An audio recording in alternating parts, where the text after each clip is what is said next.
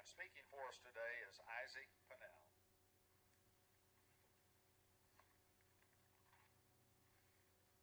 What do people say about us? Hypocrite, fake, two-faced. Why do us as Christians reflect these qualities? Why are we called this, and why do we call each other these same words? I was in Africa this summer, and one of the most memorable things about going to Africa is coming back and experiencing culture shock. Culture shock started when I stepped on the plane to leave. I got to watch movies because obviously it's like a 20-something hour flight, and I don't watch movies during the year because I really don't have money to go to like the movie theater to go and pay to watch movies. So free movies on a plane are where it's at. So I watched The Lucky One. And how many girls, raise your hand if you have seen The Lucky One? Wow, that's a lot of hands. All right, now guys, how many have seen The Lucky One? Yes, so many people. Ladies, that is husband material. Guys that want to watch chick flicks. So those are good guys. Raise your hands. That's it. All right. I like chick flicks too, so it's okay. But one thing I took away, one scene that really affected me in The Lucky One, was Zac Efron and this girl are kind of dating. I don't know who she is, but they're dating, and what happens is they have sex, and then the next day, he's playing piano in the church building. And to me, this represents hypocrisy, and that we don't even notice it. Like, most of us watched it, and including myself, and see this, and we don't even pay attention to what's right in front of us. So many people have a negative image of Christianity because of the media and because of the way we live. We ask ourselves, why do people say that we're hypocrites? And do we really have to even ask why? This scene is not just portrayed. This scene is portrayed every day on Harding's campus. This scene is portrayed every day around the world. We say these things and we do these things to our fellow brothers and our fellow sisters. We are sometimes the first ones to say the words hypocrite or say the ones fake. We use that term so loosely, and we don't realize what it really means. What it really means when people say, you guys are hypocrites. And I think that we have no excuse for living our lives in a way that we look fake. We have been called to be set apart from this world. We have been commanded to not conform to the pattern of the world, but to be transformed by the renewing of our minds. What if we looked different? What if, instead of people saying you're hypocrites or saying you're fake, what if people said, you're love? What if people called us joy?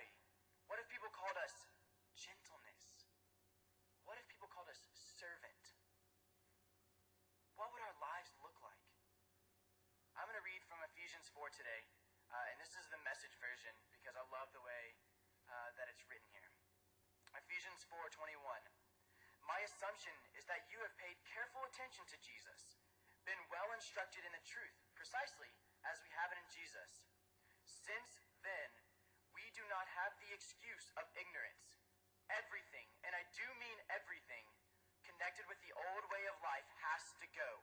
It is rotten through and through. Get rid of it and take on an entirely new way of life, a God-fashioned life, a life renewed from the inside and working itself into a conduct as God accurately reproduces his character inside of us. What this adds up to is this: no more lies, no more pretense. Tell your neighbor the truth. In Christ's body, we are all connected to each other. When you lie to others, you are lying to yourself. Go ahead and be angry, but don't use your anger as fuel for revenge, and do not stay angry. Don't go to bed angry, and don't give the devil that kind of foothold in your life. Watch the way you talk. Let nothing foul or dirty come out of your mouth. Say only what helps.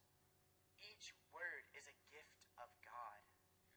Do not grieve God. Do not break his heart. His Holy Spirit moving and breathing in you is the most intimate part of your life, making you fit for himself. Do not take such a gift for granted. Make a clean break with all cutting and backbiting and profane talk. Be gentle with one another and sensitive. Forgive one another as quickly and as thoroughly as God and Christ forgave you. This is the life of Christ. This is the life that Christ has set out for us to do as well. We have to stop waiting around to have a heart change. We have to stop sitting there and letting us think that just by doing nothing that we're going to have a change of heart. We have to be active. We have to be seeking to change and transform our hearts. We have to be seeking to be a Christian. So often I see, and I'm so guilty of this as well, is sarcasm and the foul stuff that comes out of our mouths. Sarcasm can be such a hurtful thing. It can attack people, and we use it as a joke, and sometimes it's very hurtful to a lot of us. Foul talk is so easily represented everywhere around the world, but out of the overflow of our hearts, we speak. I want people to leave us with Christ in their mind. When people meet us, I want them to think, wow, that guy's a Christian. That guy represents Christ. I want to leave other people around this campus that I just met, instead of the, hey, I'm Isaac Pinnell, it's nice to meet you. I want to think, wow, man, they're representing Christ and I just met them. We need to represent Christ on the sports fields. We need to represent Christ in our classes, in the dorm rooms, with our friends in the cafeteria. How often do we see one person sitting by themselves in the cafeteria, but we're too quick to sit with our friends and ignore them? I do the same thing. We need to represent Christ in all of our lives. We need to transform our minds so that we reflect Christ and not ourselves. Christ is transformational. He's not just somebody that walked on the earth to have a book be written about him or to have people talk about him. When we enter into a relationship with Christ, we are transformed. We are a new creation. We get the gift of the Holy Spirit. There's nothing better in this world than that. Nothing. We need to reflect Christ, not ourselves.